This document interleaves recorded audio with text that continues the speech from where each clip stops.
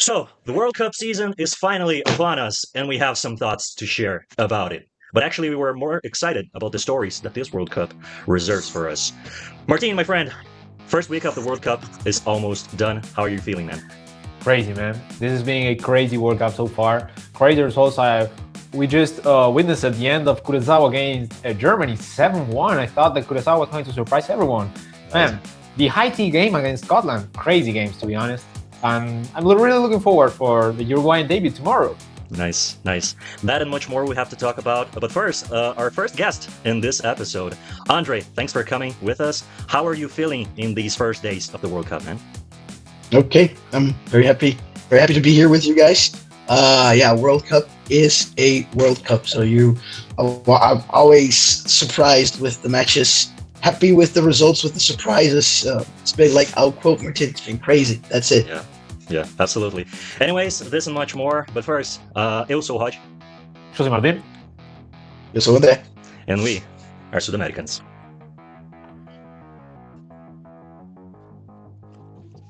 My friends, the North American World Cup is finally here, amongst a lot of troubles, but it's finally happening.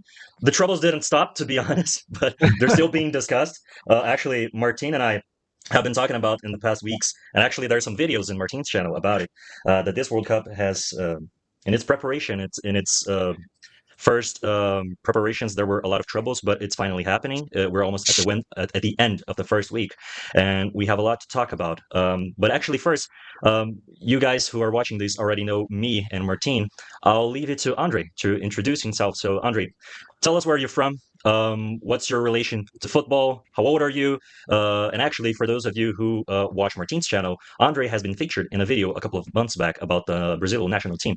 So, André, thanks again for coming by, man, and tell us a bit about yourself, man. All right, fantastic. I'm 31 years old. I've been connected to football my whole life through my family and through myself, of course. I think the most curious thing about my life is I speak a lot of languages and I lived in a lot of places. One of them being the Netherlands. I've lived there for a long time, for 6 years. And yes, I've played football there. I've participated in that culture over there, obviously. Ever since I was born, I would say that I've been connected to football. So it's been pretty much my life. My grandfather has been a player. He worked with football. I got family who have been players as well. And I'm just my connection to it is it's just an extension of myself. It's a connection made through passion, right? Exactly. Yeah, for sure. What team do you support? I'm Corinthians. I'm Corinthians. I'm Corinthians. Yes, exactly. Coringo. Actually, in the Brazil video, you were wearing a Corinthians cap, right? I was wearing a Corinthians cap. Yes, exactly. This right here. This one. Right here. Nice. Yeah, I was wearing a Corinthians cap. Today's a cold day in Florianópolis, so I'm not wearing a cap. I'm wearing a winter hat. a beanie. Nice. And actually, you were wearing the same jacket you were wearing in that video, right? It's the yes. the Tetra, the yes. jacket from the Tetra. Yes. This one was from 1994. Still 4 stars. Yeah. After that, we still got one more, right? Yeah. And perhaps in July 20, you could send it to, like, I don't know how to say this, but to, like, patch 2 more. Yeah. All right. Yeah. That's the hope. That's the hope. That's from back when Brazil had the same amount of stars as Uruguay. Actually. What's up with those 4 stars, man? That's never been fully explained, right? We won the World Cup 4 times. We are. Did you? Tetra. Did you really? Yeah, we're thinking about adding one more star because back in 1980 we played the Mundialito. We also so we're looking for a space for a 6 star after we win the World Cup this year. Well, I get it. Oh, wow. I get it. Actually, Andre knows a lot about this. But here in Brazil, there's lots of teams who are trying to, like, make new tournaments out of tournaments that they played in the past. Like, oh, we played against the Navy and the Army team and we beat them. So that means like a Copa do Brasil for us. And like, that's true. That's not how it works. But anyway, yeah. Like Boca with the 11 stars, they just randomly put like a hell lot of stars in the badge inside of it. Yeah. Something like that. Something like that. That's the number of titles.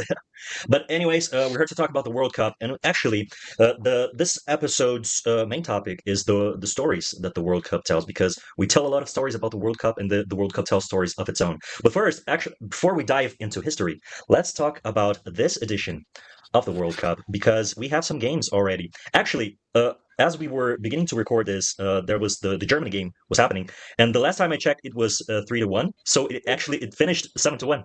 Yep, 7-1 and finished. I was just checking on my phone app, which we're not going to say the name because they aren't sponsoring this podcast. Yeah.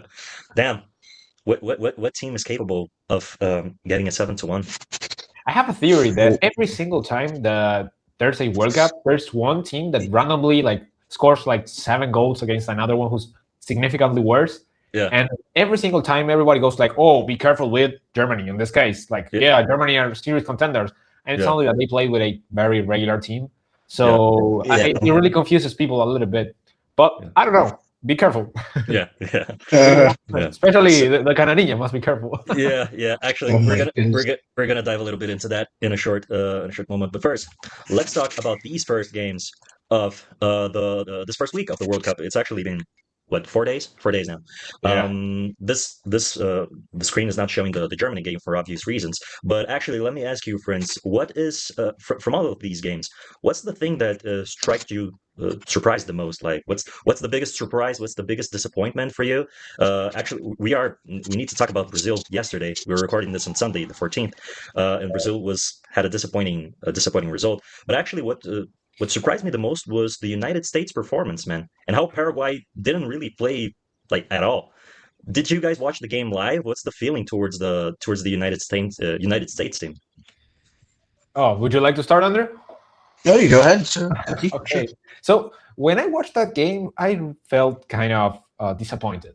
Absolutely. I am a person who really supports CONMEBOL nations in every World Cup. I mean, I wouldn't want Europeans or Asians or Africans to win the World Cup, but only CONMEBOL nations. I mean, If it's not Uruguay, then, well, at least someone from our region. Yeah. But what I realized during that game was that, doing things that make sense eventually pays off, America has been, since 1994, they have been building a kind of footballing culture, the way they do it, with all the ads, with everything that we talked in the last video for the channel. But they have been really building centers, building places for people to get into football, basically. Mm-hmm. And I really felt here, at least in Uruguay, Paraguay, not the biggest nations in CONMEBOL, we haven't really been changing, developing. We haven't been developing new systems. So when I was watching the game, it felt we are cooked. We'll need to change fast because these guys are catching up, and they are catching up real fast. Yeah. Agree.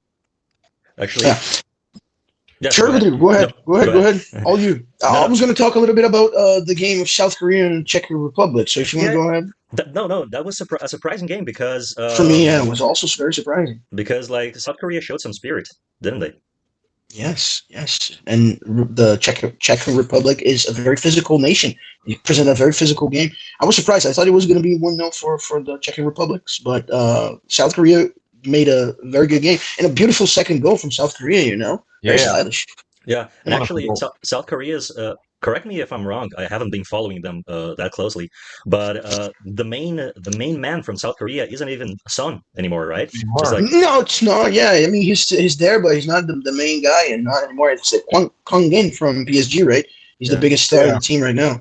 Yeah, they also got the defender. I don't really know his name.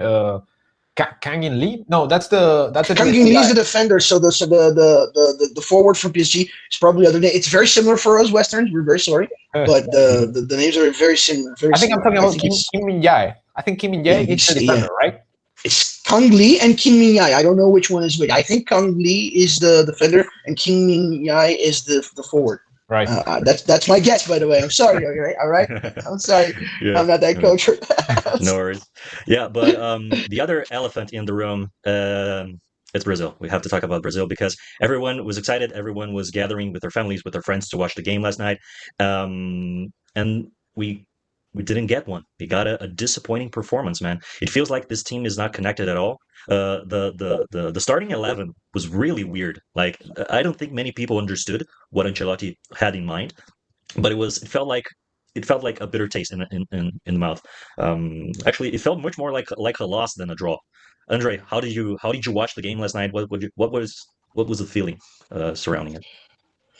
Okay, yeah, I was I tried talking with my friends, I'll try to do the same here. I think Morocco is a very good team nowadays. We can't forget they knocked out Spain and Portugal last World Cup, and they have been building a very nice culture around that team. They have very good players, and what I think is like you gotta give them the props, gotta give them a big up on that. They played freely, like they were minding if it was Vinicius Junior in front of them or Casemiro. They were feeling it, and I think that's how Brazil should play. That's part of our DNA. And the bitter taste for me is mostly seeing a nation perform that in such quality against us. Of course, Brazil is and will always be the favorite against every nation basically in the World Cup. But we have to understand that what Morocco did was very, very big too. Physically, they were way too superior. We could expect that. But the fact they were also technically superior, that is what makes it sour, bitter, and salty and too sweet for me. It's just that is what I think shouldn't happen. Yeah. All right, some players it was their first time on the pitch ever in a World Cup. All right, we can understand that from a human perspective, but from the coach's perspective, maybe not so much. Yeah. I don't understand what was Igor Thiago doing in the game. The striker. Right? Nothing. Yeah. He was doing nothing. Yeah. He was one of the players that was really nervous. Like you could see it. He was the first ever World Cup match from him, and he has to represent the 9 position. I don't know. Not a great decision by Don Carlos. Yeah. I mean, at some point, they have to go through that. Maybe Carlos thought, well, maybe this why not now? First experience must come fast, and then we'll get rid of all the games that we can easily win, right? Maybe that's the logic behind. Could be. I don't know. Could explain it, but yeah. I mean, just a disappointing from start to finish, in my opinion. But anyways, I seriously watched the game, and it was like, man, I can't believe this is Brazil. Yeah. I can't believe like someone is playing against Brazil with such a fluid game. They were like. They were very loose in the pitch. Yeah, they weren't really playing against Brazil. They were playing against whoever was in front of them. It's exactly what André was saying. Like, I was a bit disappointed as well. Like, I wanted to see Hendrik, for example. Maybe he could like come up with something different. He's a crazy story. I remember a goal, an assist that he did when playing at Palmeiras. He has this sort of crazy long passes and everything. Yeah. But here's the thing, like people, in my opinion, and what I hear about, I hear this from lots of people as well. It's not about the technical side of Hendrik. Like he is a very skilled player, but he has a hunger inside the pitch that no one else has in the seleção. Like he's the guy that like really wants to win, and we don't see that in his teammates. That's what sets him apart. Yeah, a passionate player. Someone who really feels the Canadinho. Yes. What do you think is the reason that coaches don't like him? What do you guys think? Because he really makes a noise, and it's not because. Well, what do you think? I want to hear from you guys. You see, before the recording here, I was reading some stuff on Twitter, and the thing is, basically, every coach he has worked with says something about like the interpersonal relations with the other players. It's like it's not about his skill, it's not about what he delivers on the pitch, it's about his behavior or something like that. I don't know what it is, but I hear a lot of people talking about this. Yeah, I think there must be something about that because he's such a quality player, but then literally every manager that he's had hasn't been happy with him. I remember when he got married, like while he was getting married, like his Olympique Lyon manager was like basically criticizing him. Like it was weird. Why would a manager like pick to do that at that specific time or whatever? Like that was pretty weird to see. Still, I think that Hendrik reminds me of a like a new player, a new kind of player that hasn't been like around yet. Like he's not, and he is. And I'm sorry to be like kind of. This is not the nicest thing that I can say, but he's like not like the typical illiterate player who was very poor. Like he speaks English, he speaks many languages. He tries to learn it too. He invests into learning. You're right. Yeah, he's a definitely different player. So maybe in the world of football, he isn't being like received in the best way. In Uruguay at least, something that happens quite a lot is that sometimes you like come around like someone who's like in a decent economical position but wants to become a football player and can't because the whole atmosphere doesn't like him. It makes it hostile for him to play because he's like he's like the rich kid and he has like everything he wants. He doesn't have like any sort of problems in like family problems or whatever. Yeah. And everybody's like, you are trying to take like someone like more humble people place instead of like giving it to someone who really needs this position, this money, this this position that being a football player is. Yeah, exactly. But actually, friends, we have a lot to discuss yet. And before we move on, actually, there's something really funny that happened in these recent games, which was a very special performance by Brazilian referee Wilton Pereira Sampaio in the first game, the Mexico game against South Africa, because first he had to speak English to explain his decision for the red card, and then that he applied 3 red cards, which is a very Brazilian thing to do. I don't know if you agree, Andre, but actually after the second red card that he applied to South Africa, you could see in his face, in his posture inside the pitch, that he was dying to apply a red card to Mexico. He was searching so hard for someone to be like a bloodhound. Yeah, exactly. But actually, first of all, you are an English teacher, if We I'm brought not a mistaken. specialist. Yeah, I'm not a specialist here today. Actually, we didn't bring you to talk about football. We brought you to talk about Wilton's English too.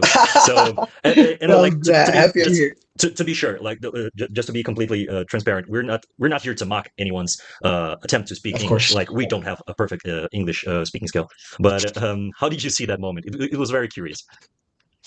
It was. I think the funniest thing, and it will be kind of embarrassing for him, right? Are players who have English as a first language. I think in South Africa they learn English as a first language and Afrikaans as a second language. So players that could not understand what happened, like, what did you say? Like what? Both players from South Africa that are, Actually, English speakers were like, what is that? The TV cameras showed the South African players. They were really trying to understand what he was saying. They were making Exactly. faces and stuff. It was so funny. Exactly. Yeah, and I don't know. I mean, yeah, it's kind of embarrassing because if you're a FIFA World Cup referee, you have to invest in yourself a little bit, and or like, doesn't he have any friends that would say, "Hey, Wilton, maybe you could do a little bit of speech therapy here, man. You got the money." So I don't know, man. It's just for him, it must be kind of embarrassing, right? You expect an international referee to know how to speak decent English. Yeah. I remember I was listening to the game in the radio. I was driving by that time. And I remember the commentator was saying like, oh, it's a red card, whatever. Like, what a crazy tackle that was and everything. And then he was like basically describing how we were going to the bar, to the VAR. And at some point it was like, okay, let's listen to what the referee has to say about it. And they were all like, what the hell is he saying? Like, what? And these guys, they didn't even speak English. Like, they were not English speakers, but you kind of understand something. It's not a very complex thing to say. Again, our English is not perfect either, at least mine and Andre's, especially mine. But it was crazy. Exactly what Andre was saying. Like, I mean, mine and Brod's, not Andre's. Andre's an English speaker. Yeah. Sorry. But what I mean is, I lost it. No worries. But the guys you're talking about, the guys that they're not even the guys who are not native speakers but understand a thing or two. They could see that it was. Yeah, I mean, you don't imagine an international referee not being able to speak a choice like fluently. Like in that moment, he was definitely thinking in Portuguese. Probably he just like came up with whatever. Exactly, butchered everything. And he said in Portuguese. You could see in his eyes when he's talking like, oh, the defender. You could see his mind processing, zagueiro. Yeah. Yes, exactly. But, and just the last thing I want to say about this, Rod, beg your pardon. It shows the level of professionalism that we have here in Brazil with the referees. That's all I'm going to say. Yeah, exactly. But there's another curious moment. Actually, it's kind of a stupid comment and a really dumb conspiracy theory. But people are saying, and this is very important for us to bring to discussion, that it wasn't Shakira, it was a double.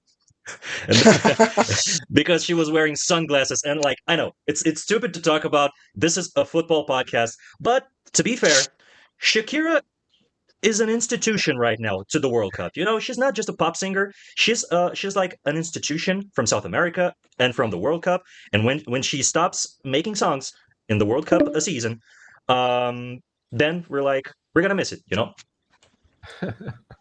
Yeah, to be honest, I think that she was Shakira, but she had like a buttocks kind of situation going on, and she Okay. did like heal over time.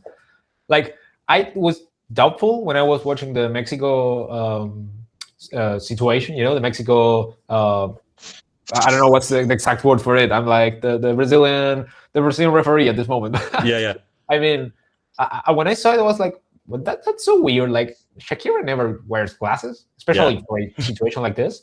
yeah. But again, I think that she was trying like to look better for Mhm. this special occasion, Yeah, but she didn't do it on time, and she looked like so weird. You know? yeah.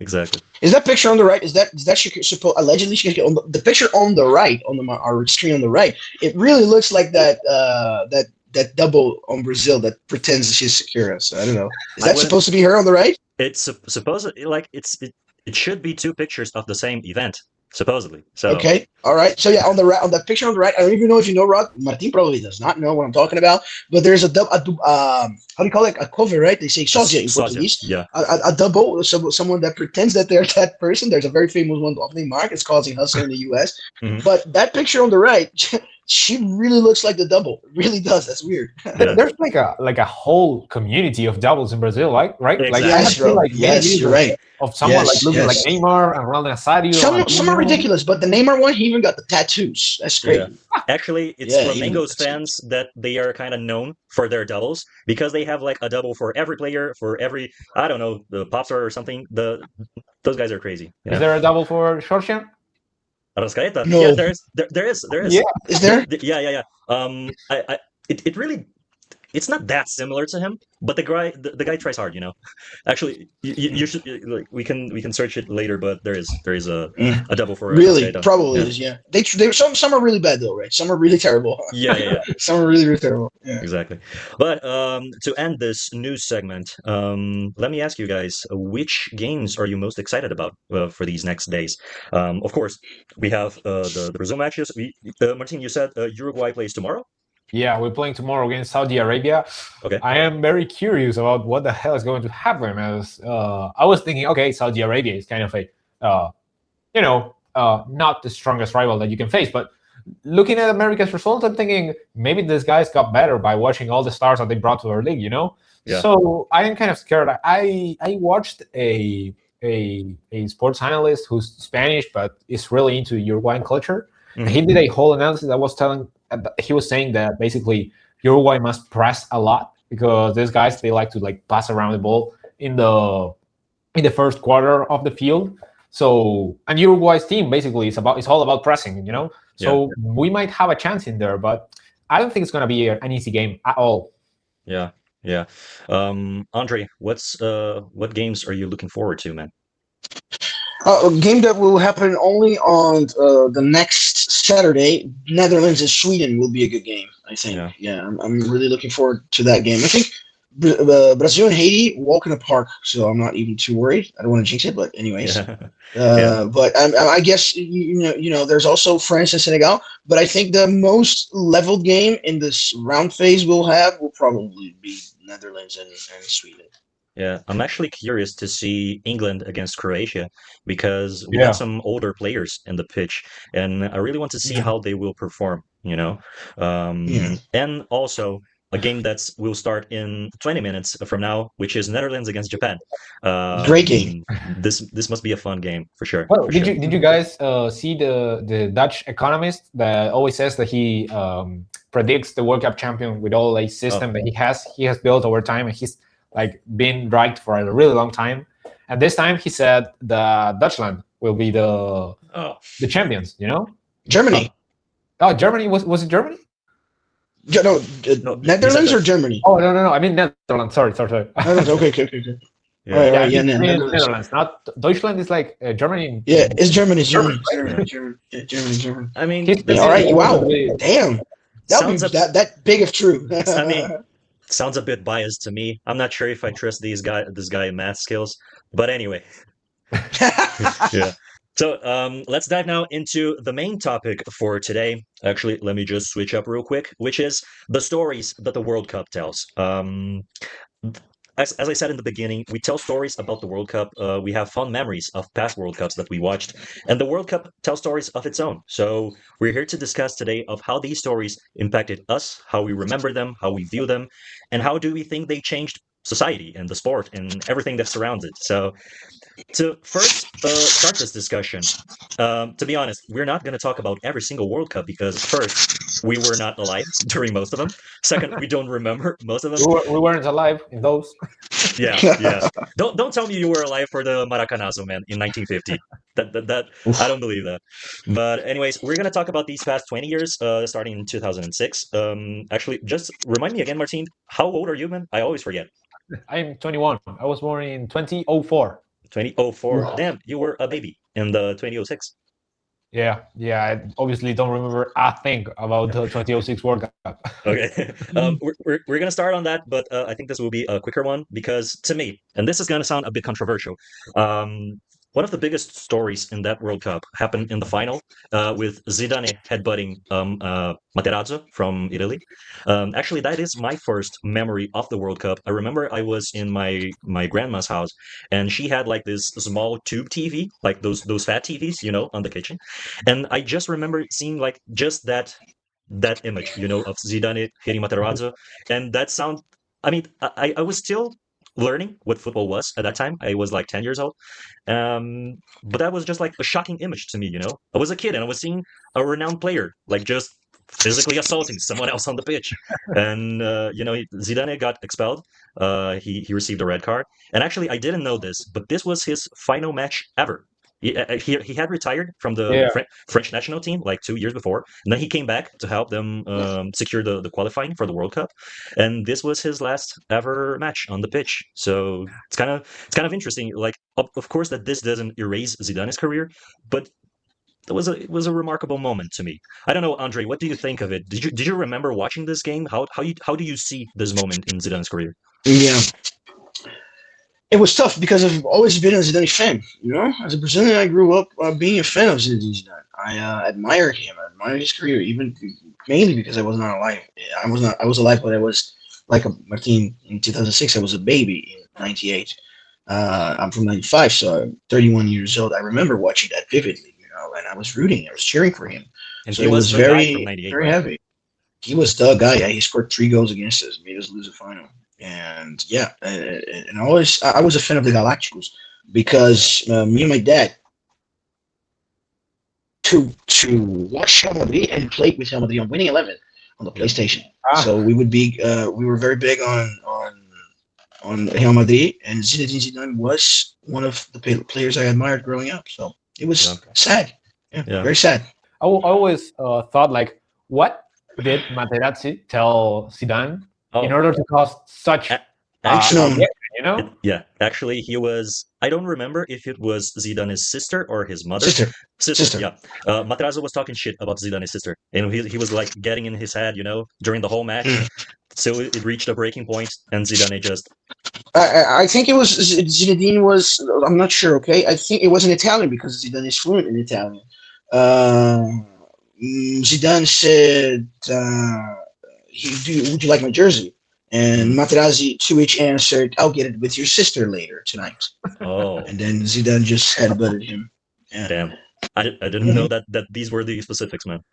I Sorry. think it 2006 said October. on those lines. I might have paraphrased it, but I think it's that is a place I probably as close as I could bring from Italian, right? Right. That's what they were saying right there, and it's not. I'm just standing on the shoulders of giants. There's some guys that made the leap reading and translated everything. Okay, I'm just passing out the information. nice. Nice. But this was the moment for the 2006 World Cup. Actually, yesterday, because my father is a very big Zidane fan, and I called him yesterday to get his opinion on the matter. Like he was much older, he saw this World Cup with Huh? different eyes. I was just a child, and when I asked him if that changed, if in his opinion this moment changed something in Zidane's career, he got like a bit mad. He was like, "No, Zidane's career is brilliant. This is like some bullshit that Globo says or something. I don't know. But Dan, if you're watching this, thanks for the contribution. But yeah, I think this was an important moment for the 2006 World Cup. Yeah, and then the Italians like they just celebrated this red card, man, and they got the title. So I think that there's something with the World Cup that you sometimes have. I mean, I think the World Cup in general it's special because it makes you like get in terms with what we have basically. So it's stuff like you cannot really change. And to some extent, I feel like it is epic to some extent that Zidane got like in the final game of his life, he didn't get a perfect ending. He actually was like sent out basically, and his nation lost the game. I don't know. I just feel like it kind of represents life to some extent. Like there's not always like happy endings, and sometimes like if it's the last game in your life, maybe you do something that you wouldn't do otherwise. If the guy's talking shit about your family, you have to defend your honor, man. Like I don't. Yeah, there you go. He's not wrong. He's not wrong. Yeah, I believe so too. He may not have been walked out as a genius footballer, but he did walk out as a man who would not take shit from other people. Yeah, exactly.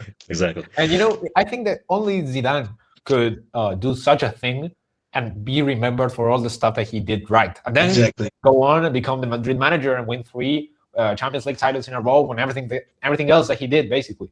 I think that it kind of represents the quality of the player that we're talking. Like only Messi could do such a thing and not be remembered for all the shit that he like did. Yeah, that's exactly right. Exactly.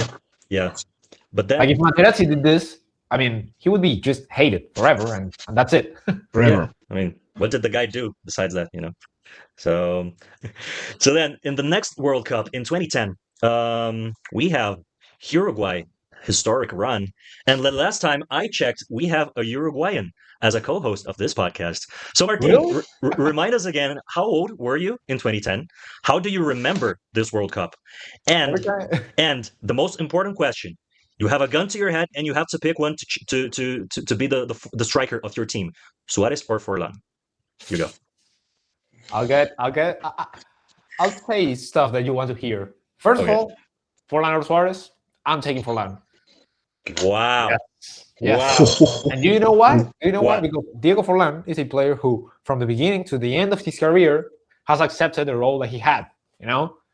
What Suarez, I think that Suarez is a great player, of course, no doubt about that.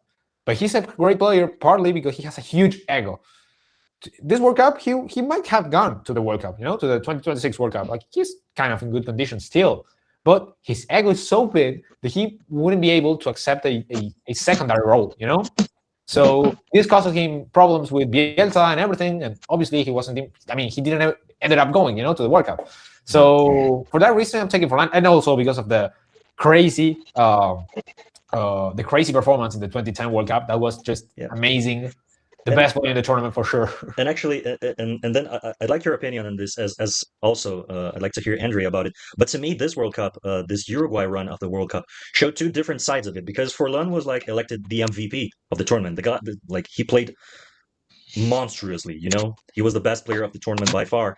But then you also have another side, which is Suarez saving the ball from Ghana with his hands, which is like so much in Brazil we say raça, which is like in Uruguay in Spanish in the Uruguay culture I think you say the garra charrua or something like that. Like Suarez represented that, and then Forlan represented like skill and performance. How do you see those two guys? They kind of like are opposite to each other in that sense. Yeah, I think that they were opposite, but they complemented themselves. Only this World Cup. This was the only time that they were able to complement themselves. And I think that partly it was because Forlan was the actual reference, superstar. The superstar. Like Suarez was still like developing himself as a player. I think that Forlan, to some extent, he's the kind of player that improves the rest of the team. Yeah. So I think that's a part of Uruguay's success. I think that there's an interesting thing to see in the image that's below Forlan. If you look closely to Suarez doing the handball, you will see Fuchile, which is a left back that we had back in the day. He played for Porto, basically. And he's trying to do the exact same thing as Suarez, but he missed it. Like, he's probably the worst goalkeeper that we have ever in life. Like, when you're trying to save the ball with your hands and you missed it. Andre, how do you remember? Did you watch this game live? How do you remember this match, man?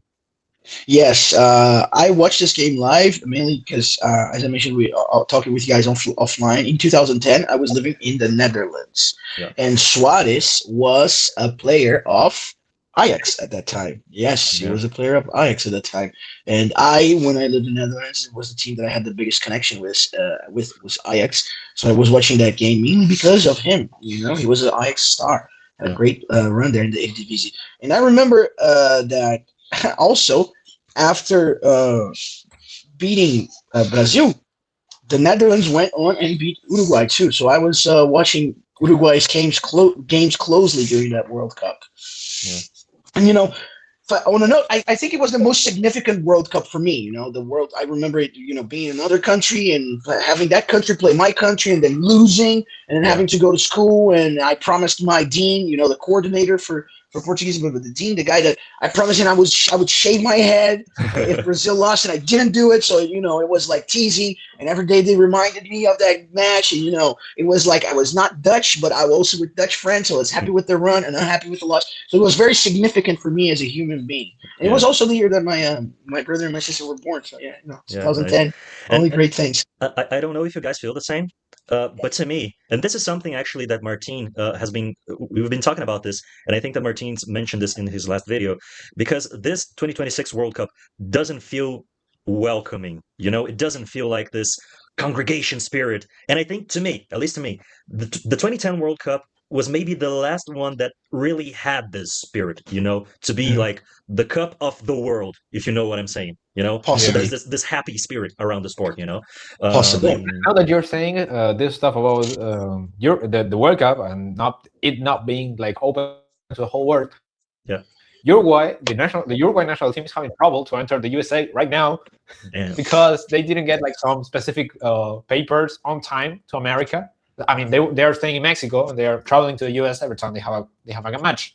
And as they are playing tomorrow, they flew to America and they are having trouble right now to enter to America. So Oh my we don't know what's goodness. going to happen. Yeah. Yeah. But then again, actually, before we move on to the next one, some final thoughts from you, Martin. Like this historic run from Uruguay. I mean, you were a child, yeah, but what did this teach you? When the World Cup ended, what was your vision of the Uruguay national team? What did they represent to you?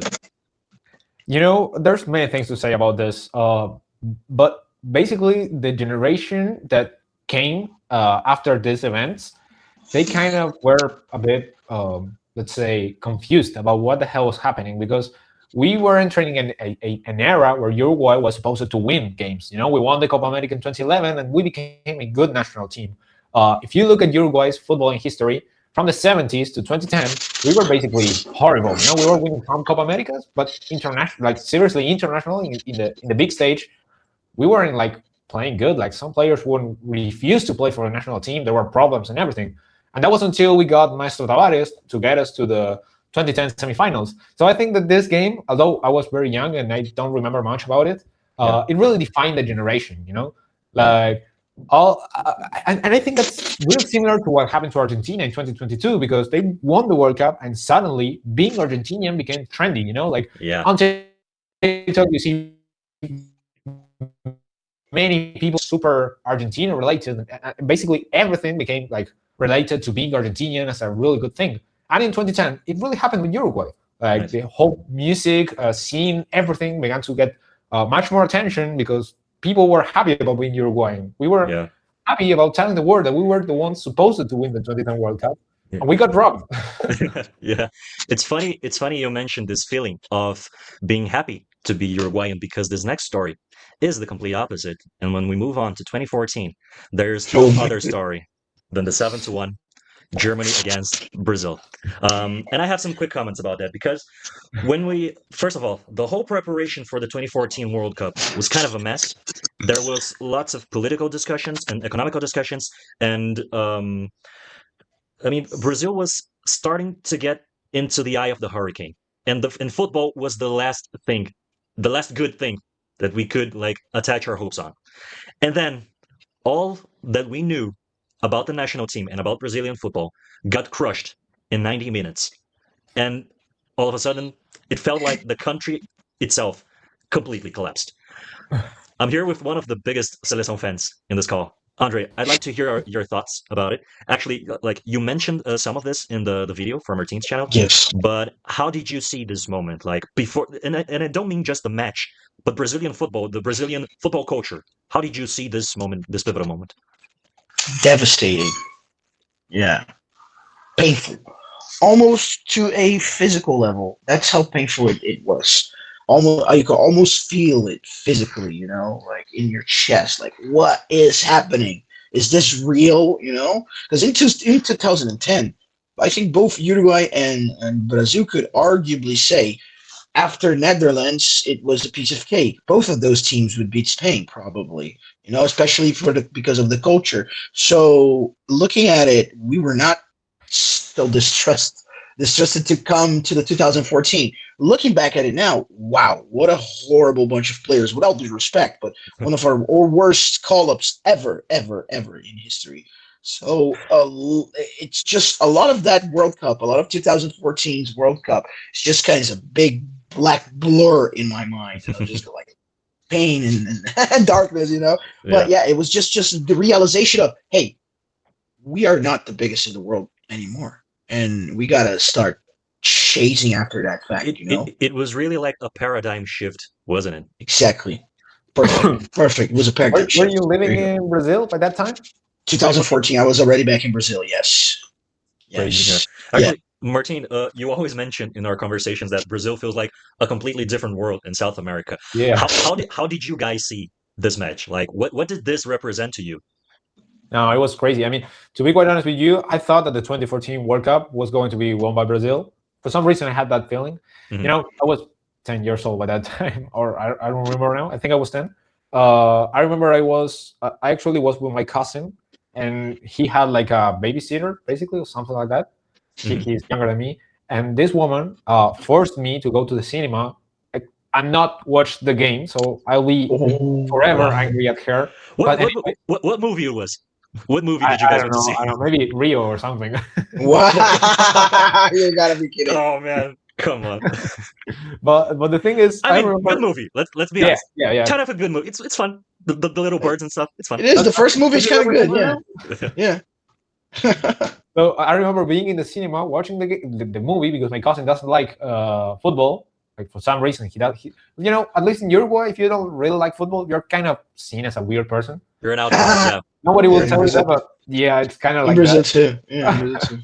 So she was with her phone, like looking at the results. She was like, reloading the website that was telling her the result, and I was like, why didn't we fucking stay and watch the game if you're like going to be with your phone looking at it? But hell, no, that's life.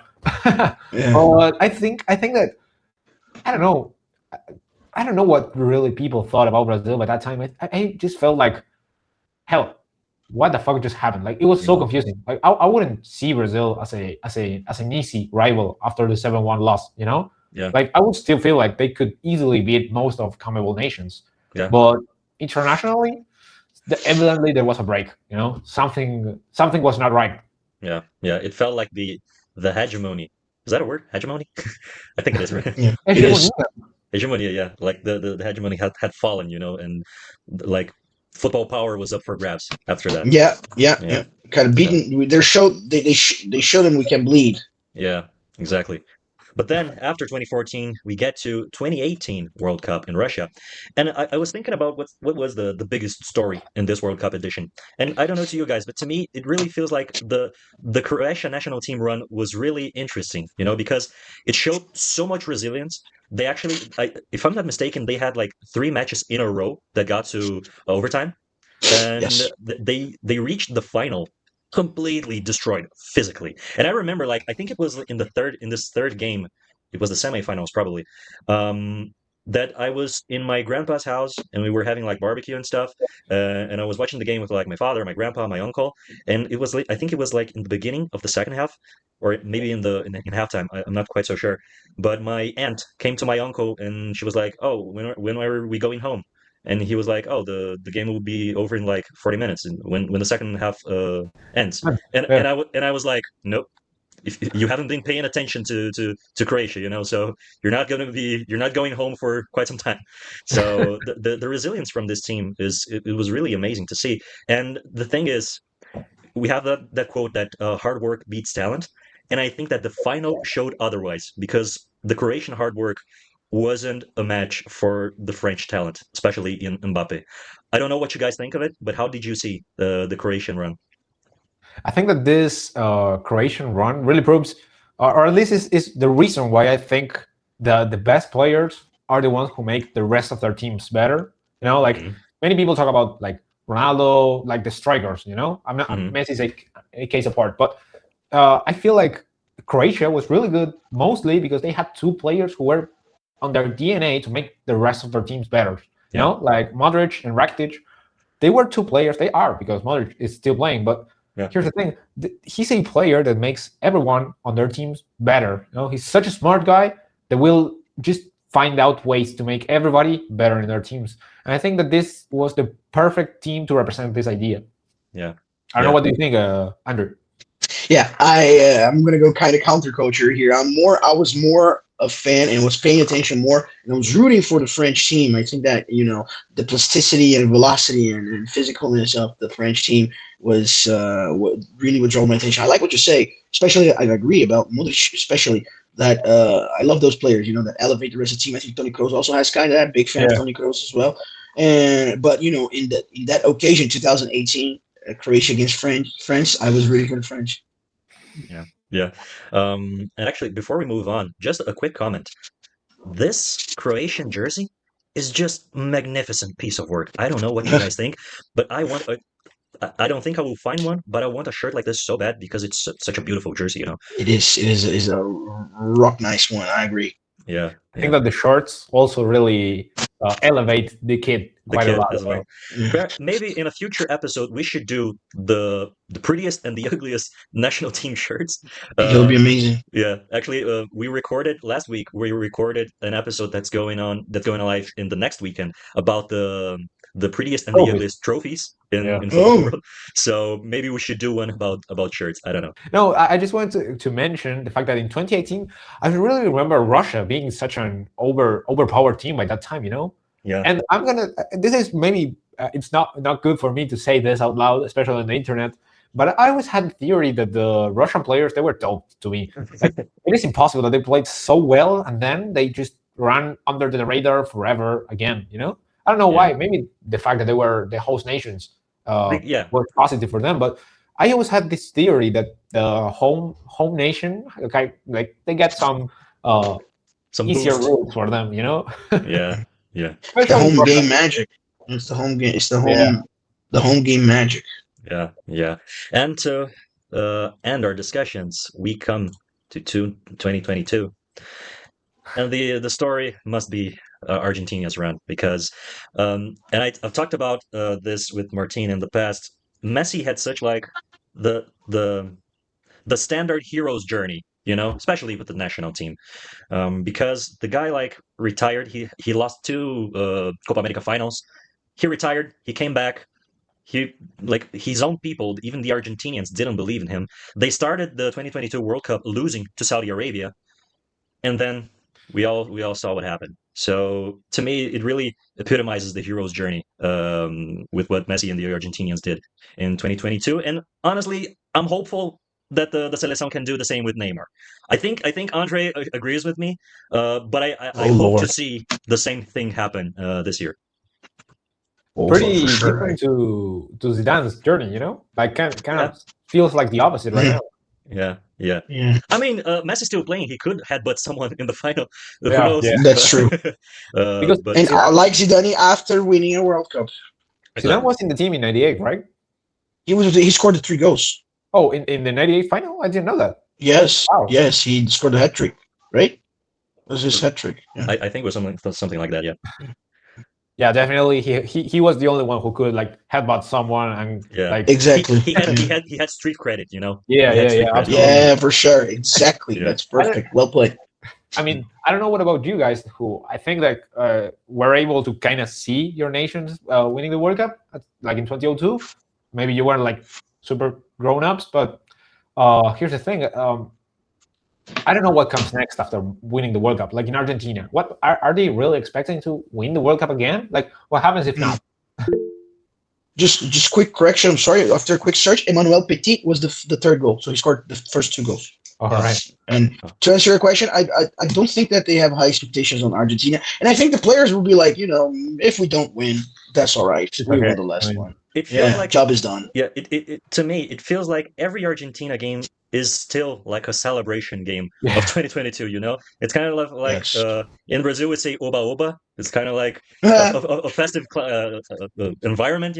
This is what the Argentina games today feel to me. But I mean, if you're Argentina and you're watching this, please tell us in the comments how do you feel about this World Cup and if the national team can win. But and if you speak English, let us know and join us in the Sudamericans podcast as well. Exactly. But yeah, I think that this is the main story from 2022, and let's see what awaits us for the 2026 stories that this World Cup has to offer. But hopefully, Fede Valverde is doing something similar to Forlan in 2010. I don't know. Just saying. Yeah. But actually, before we end the podcast, this episode of Sudamericans, I didn't tell you this before, Andre. Perhaps I should have. But in the end, we always recommend some sort of football content in the internet. And so, if you have any football content that you would like to suggest to the audience, maybe like another YouTube channel, a book, a movie, a documentary, anything at all, feel free to recommend. My recommendation for this week will be the Copa 90 YouTube channel. They do some amazing documentaries. Actually, in 2022, they did they didn't travel to Qatar to cover the World Cup. Actually, they went to Argentina to see how the Argentinians felt that World Cup. And it's a 4-part series. It's a 4-part documentary. It's all available on YouTube. It's really good to watch. They did such an amazing job. And actually, this time, in this year, they're doing the same, but not just with Argentina, with lots of other countries. They didn't release any videos yet, but they're calling this project the World Cup. So they're not going to the US or to Canada or to Mexico. They're traveling to different countries to see how these nations live and breathe the World Cup. So it's going to be really that's a awesome recommendation. It's like it's just a good idea, and these guys, they just do such an amazing job. But Martin, did you think of any recommendations this week? I always get you unprepared as well, right? I've got 2 recommendations for this episode. First of all, we were talking about it. Let's shout out André on his Kick channel, his brand new Kick channel. Yeah. Go subscribe, follow him on Kick. He's been streaming in there, right? Yes. As of yesterday, I've been streaming in there. So it's Don Amaro, D-O-N, my last name, A-M-A-R-O, Don Amaro on Kick. Thank you very much, Martin. We'll leave it in the comments below. Precisely. We'll leave everything in the description. And my other recommendation is actually, well, it's in Spanish, but maybe someone wants to practice a little bit their Spanish language. And it's a channel called La Locura de Bielsa, who's doing he's a guy who's bought a subscription for Y Scout, which is a program that allows you to see AI data that basically managers and teams use. He bought the subscription for the Uruguayan and for many national teams. So he's doing super in-depth analysis, and he's really smart, or at least the way he explains data is in such a way that you're able to kind of understand what's behind football, basically. Nice. So great channel. Sometimes his videos get kind of long or whatever, but for this World Cup fever, this World Cup moment, I highly recommend to watch him. Nice. So, all right, I'll say one in Spanish, one in Portuguese, and the English one, as you already said, it will be my Kick. I do the live streams there talking about Brazil in English, so that'll be the English one. For the digital ones in Portuguese, for the Portuguese speakers, I'm going to recommend André Amaro. That's you guys leave the written there after. That's a guy that does great journalism in Brazil. Very funny, very light, very unbiased. André Amaro, that's his name. And for the Spanish speakers, I'll recommend a book of my own that I have from a very intelligent coach, El Pizarrón de Gallardo, from Marcelo Gallardo from River Plate, explaining his run there. And it's very tactical too, very nice, kind of like the similar idea that Martin was talking about, in-depth analysis of the winning River Plate team from 2015 to 2019. It's compacted in El Pizarrón de Gallardo. I'll not be able to reach it now, but maybe I'll send you a picture and you'll leave it here for everyone later. Nice. Guys, that's the episode for today. Thanks again for listening, for being here with us. I hope that you enjoyed. Thanks again to Martin and to Andre for this amazing discussion about the World Cup. Next weekend will be the episode about the coolest and ugliest trophies. So be tuned to that. Stay tuned to that, and we will see you guys in the next episode. See ya. See ya.